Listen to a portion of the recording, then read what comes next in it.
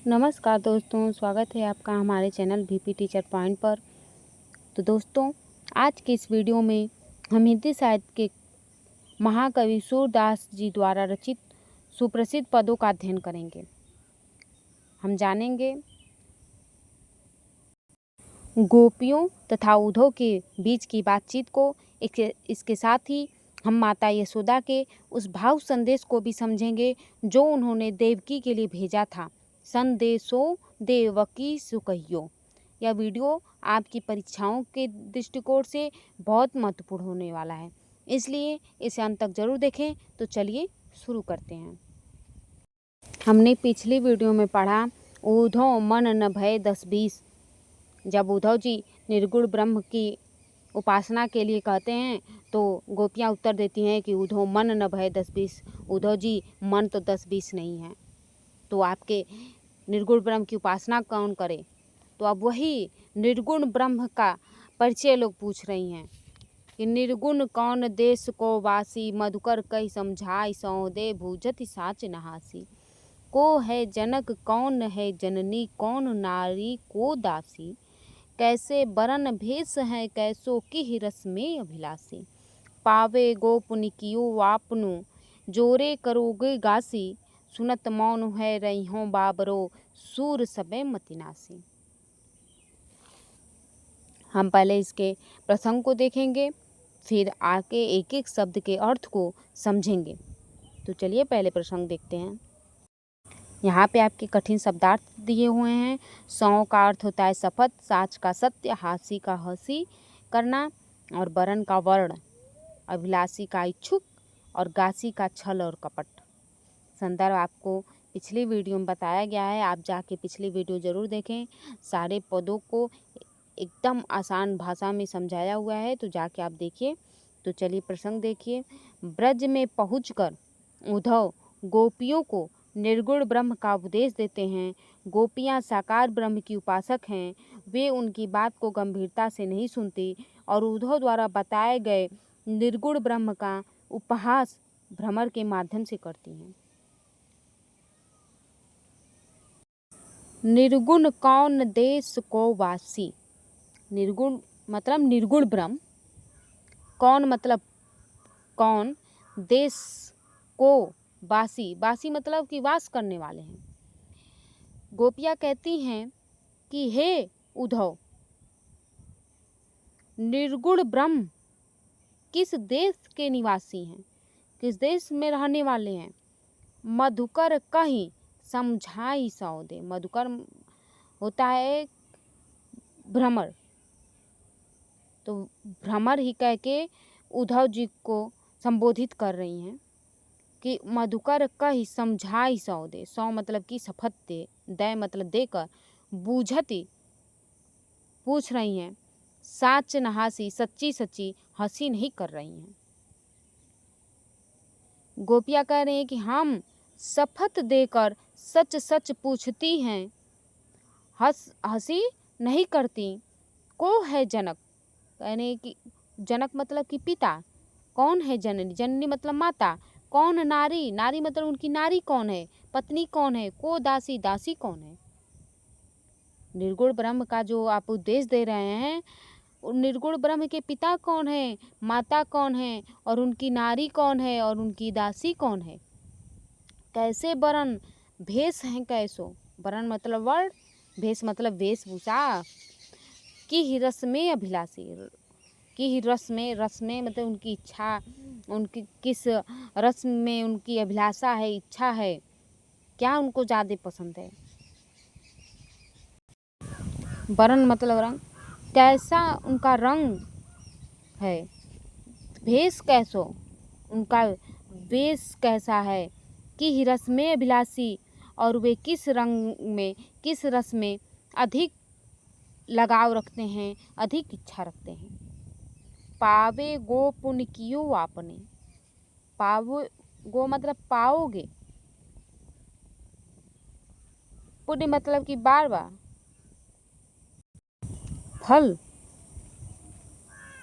आपनो मतलब कि अपने, जोरे करोगे गासी, गासी मतलब कि छल कपट करोगे।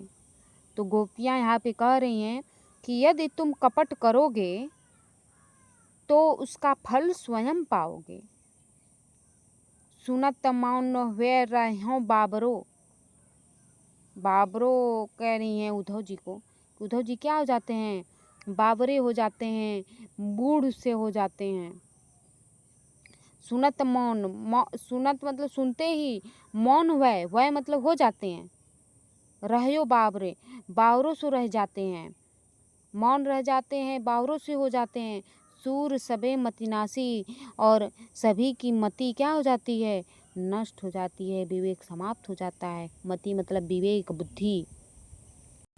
यहाँ पे सूरदास के शब्दों में गोपियाँ कहती हैं कि सूरदास जी कहते हैं कि गोपियों के ऐसे तर्कपूर्ण प्रश्न सुनकर, ये सब प्रश्न ही तो है, तो ऐसे प्रश्न को सुनकर उद्धव जी क्या हो जाते हैं, बावरे हो जाते हैं, कर्तव्य विमूढ़ हो जाते हैं, और उनका विवेक क्या हो जाता है, समाप्त हो जाता है।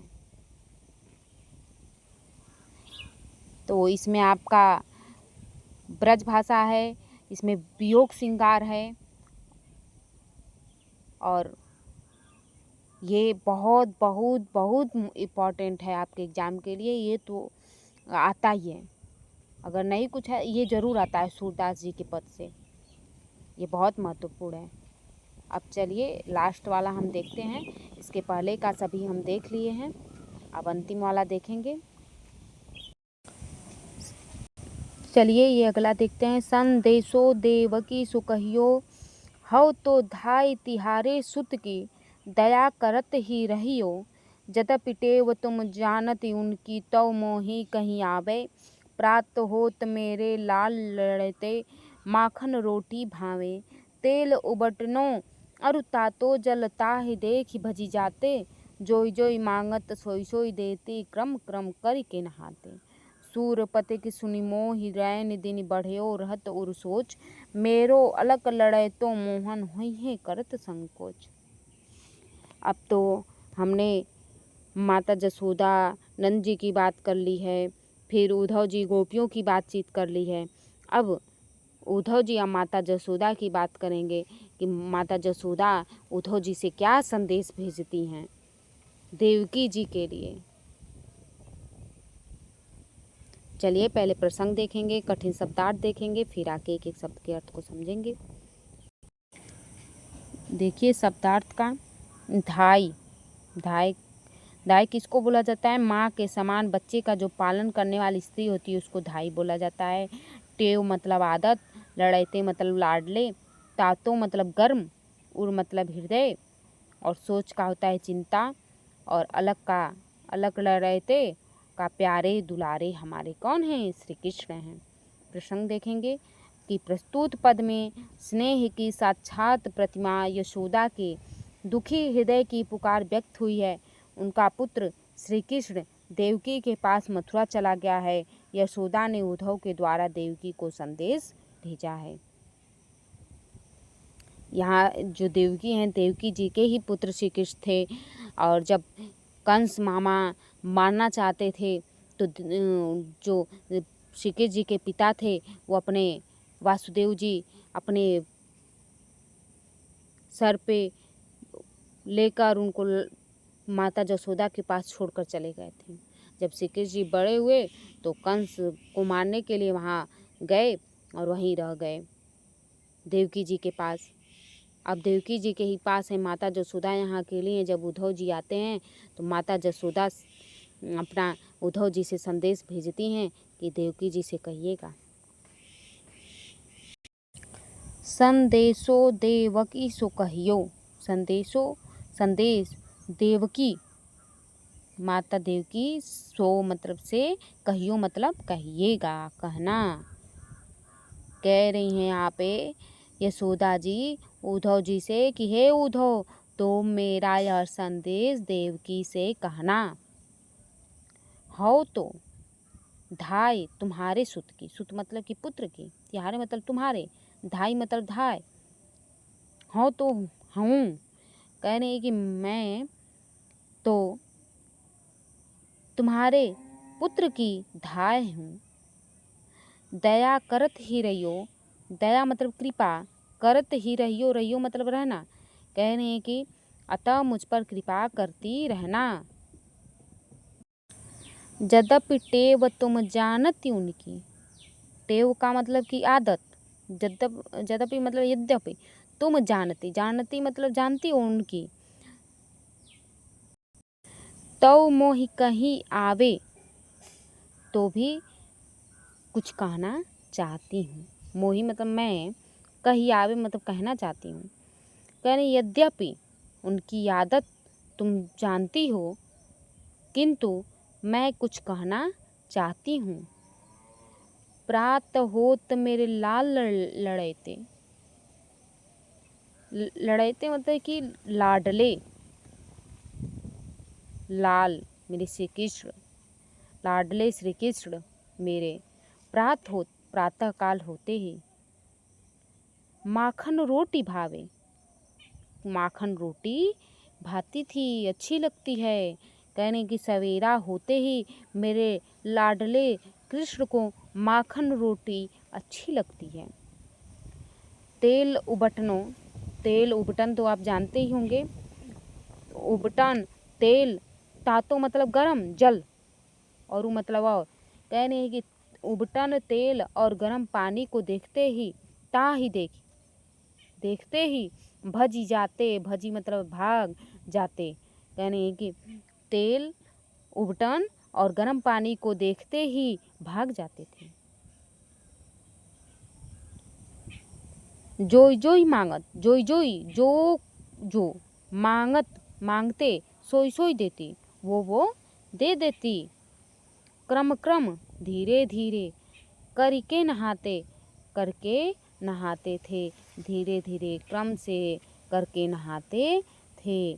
जोई जोई मांगत, जो मांगते थे, सोई सोई देती, वो दे देती थी, और उसी क्रम से वो धीरे धीरे नहाते थे।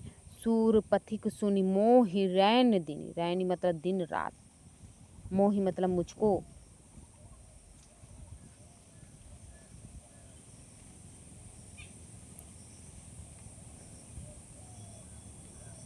बढ़यो रहत और सोच, सोच मतलब चिंता, बढ़यो मतलब कि बढ़ती रहती है, उर मतलब हृदय में।